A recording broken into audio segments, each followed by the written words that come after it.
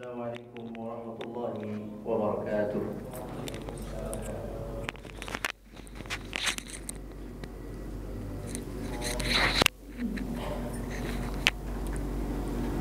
Alhamdulillahi rabbil alamin. Wassalatu wassalamu ala asyrafil anbiya'i wal mursalin wa ala alihi wa sahbihi ajma'in. Allahumma inna nas'aluka ilman nafi'a wa rizqan tayyiba wa amalan mutaqabbala. Allahumma ighfir lana dhunubana wa liwalidayna warhamhuma kama rabbayana shighara. Allahumma rabbana zidna ilma warzuqna fahma. Allahumma 'allimna al-Qur'ana wa asidna bihi. Allahumma faqihna fid din wa 'allimna ta'wil. Allahumma amin ya rabbal alamin. Kaum muslimin yang dirahmati Allah Subhanahu wa taala, pada kesempatan yang berbahagia ini alhamdulillah kita bersyukur kita dapat bertemu kembali di kajian kitab Hadits Al-Arba'in An-Nawawiyah. Semoga Allah Subhanahu wa taala memberkahi hidup kita, menerima amal ibadah kita dan mengampuni dosa-dosa kita. Amin ya rabbal alamin.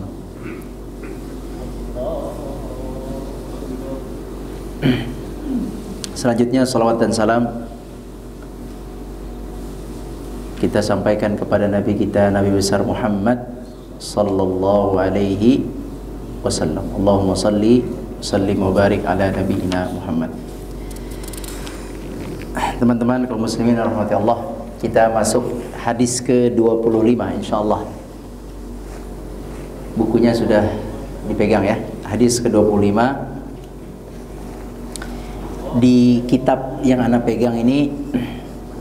Di kitab yang ana pegang temanya adalah fadlullahi ta'ala wasi'ah. Fadlullah yakni anugerah Allah itu luas. Fadlullahi wasi'atu rahmatih.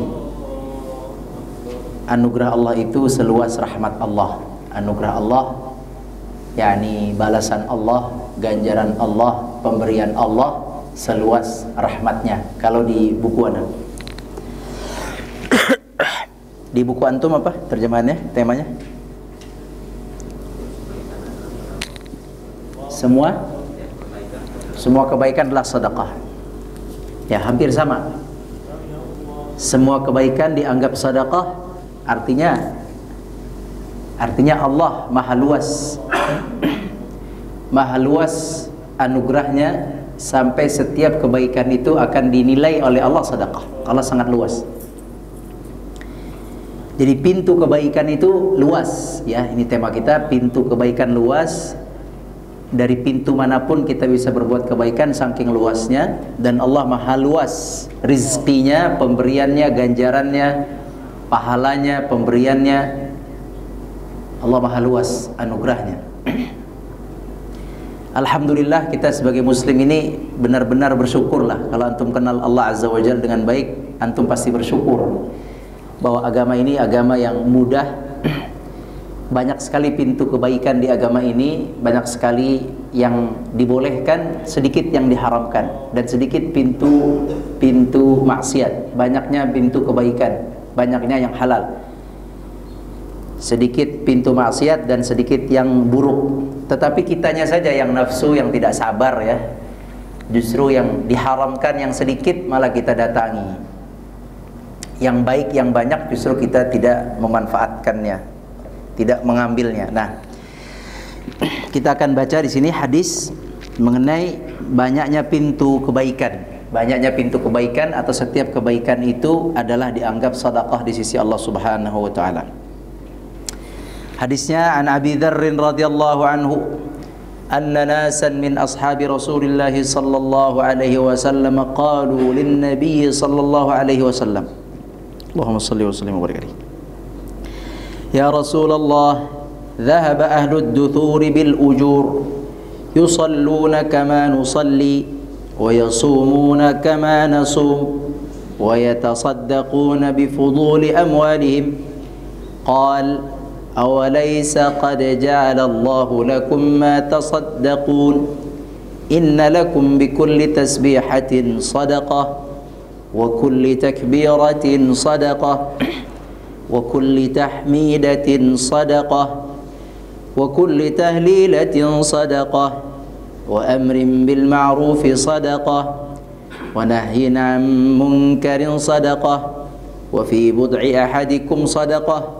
Qalu ya Rasulullah ayati ahaduna shahwatahu wa yakunu lahu fiha ajr. Qala ara'aytum law wada'aha fi haram akana alayhi wizr fakadzalika idza wada'aha fil halal kana lahu ajr.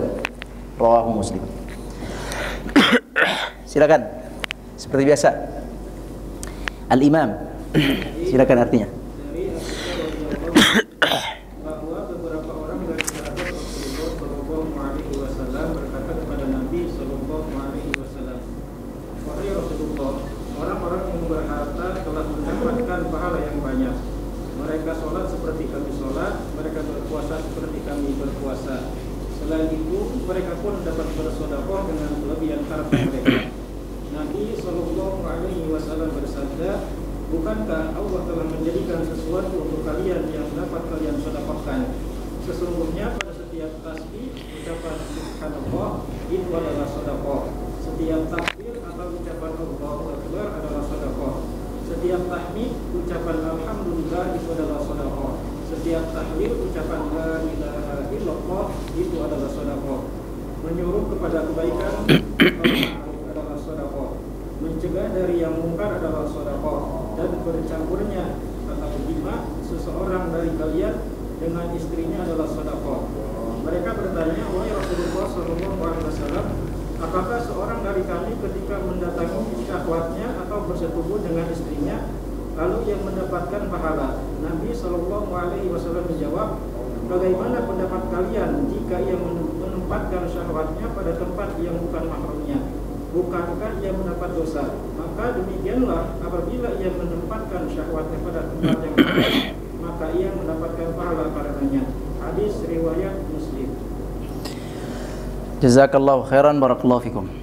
Baik, alhamdulillah telah dibaca artinya. Kita baca sekarang penjelasannya. An Abi Dzar radhiyallahu anhu, Abi Dzar berkata, anna nasan min ashabi Rasulillah sallallahu alaihi wasallam, sahabat Nabi yang mereka itu Allah takdirkan miskin, ya, ceritanya sahabat Nabi yang miskin.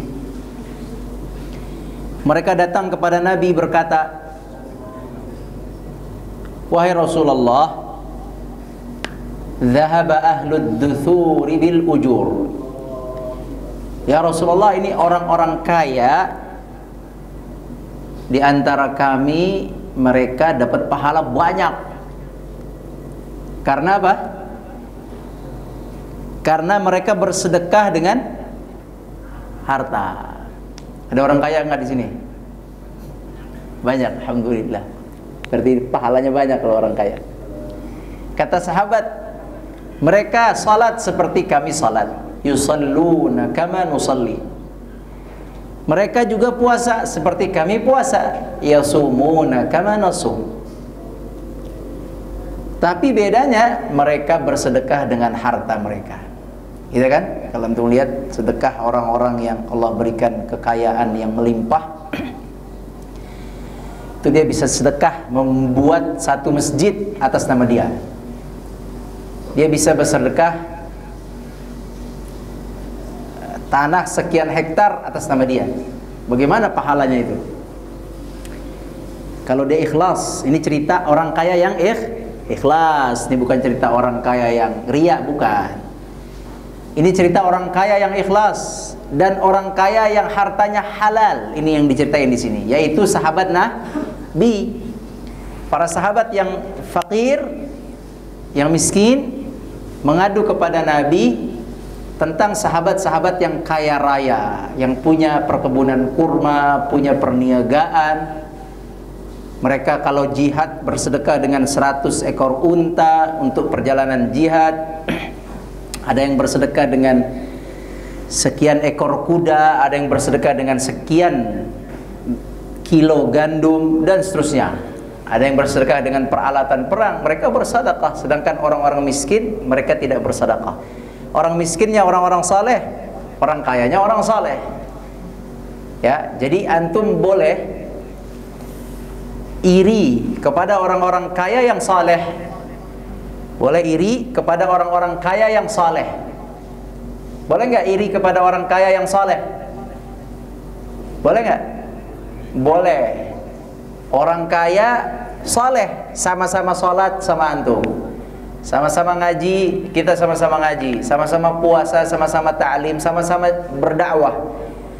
Tapi dia kaya raya, dia bisa bersedekah, kita bisanya melihat atau makannya aja. Dia yang makan, dia yang ngasih, kita yang makan.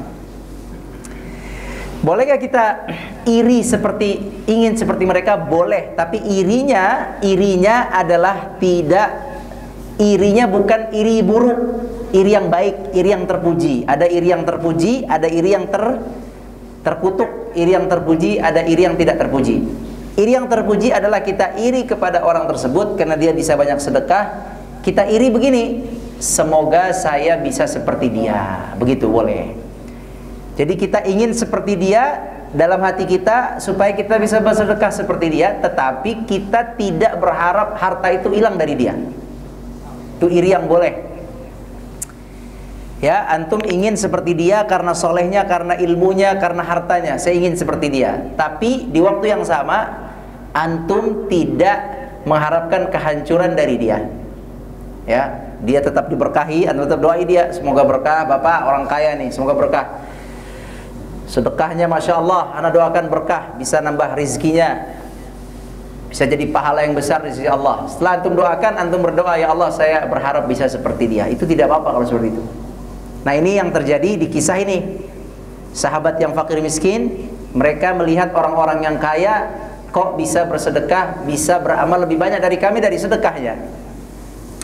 Dan sekali lagi, kalau cerita ini bukan sedekah remeh-temeh. Ini bukan yang satu fakir nggak bisa sedekah, yang satu sedekah cuman 1.000, 2.000, 3.000, 100.000, 1 juta. Bukan, ini bercerita yang satu tidak sedekah kecuali sedikit, fakir miskin. Yang satu sedekahnya 100 ekor unta, 100 kuda, ya, sedekahnya besar. Kalau antum nggak pernah iri dengan mereka, ini bahaya. Antum harus iri dengan orang kaya yang soleh. Tapi iri apa tadi? Iri yang terpuji. Berdoa, berharap agar seperti mereka. Dalam hadis lain disebutkan, kita boleh iri kepada orang yang berilmu, menyebarkan ilmunya, kita berdoa supaya seperti mereka. Yang kedua, kita boleh iri kepada orang kaya yang saleh, mensedekahkan hartanya, kita minta sama Allah agar saya bisa seperti mereka. Itu tidak apa-apa. Nanti kalau seandainya kita tidak dikabulkan bisa seperti mereka, kita dapat pahala niat. Kata Nabi, kita dapat pahala apa? Niat. Pahala niat jadi orang kaya yang bersedekah. Lumayan. Pahala apa? Pahala niat. Niat jadi apa? Jadi orang kaya dermawan. Antum dapat pahala itu. Alhamdulillah. Daripada tidak diniatkan. Jadi lebih baik antum niatkan. Kalau ada orang kaya yang soleh, sekali lagi soleh ya, antum, ya Allah semoga saya bisa seperti dia. Nyumbangnya bangunan 3 lantai, Masya Allah. Nyumbangnya masjid 1.000 hektar, yang satu lagi masjid 2.000 hektar, halal. Saya tahu dia hartanya halal. Nah, kita minta sama Allah supaya bisa seperti itu untuk bersedekah seperti dia. Tetapi apabila orang kaya tapi pemaksiat, antum jangan iri dengan mereka. Tidak dianjurkan untuk minta seperti mereka. Orang kaya tapi yang diperlihatkan dia beli mobil 10 biji Ferrari. Antum, ya Allah saya bisa seperti mereka. Enggak, itu enggak benar seperti itu. Ya, orang kaya punya gedung besar di Jalan Sudirman. Ya Allah semoga saya bisa pemilik gedung ini seperti ini. Ya, itu enggak benar kalau itu.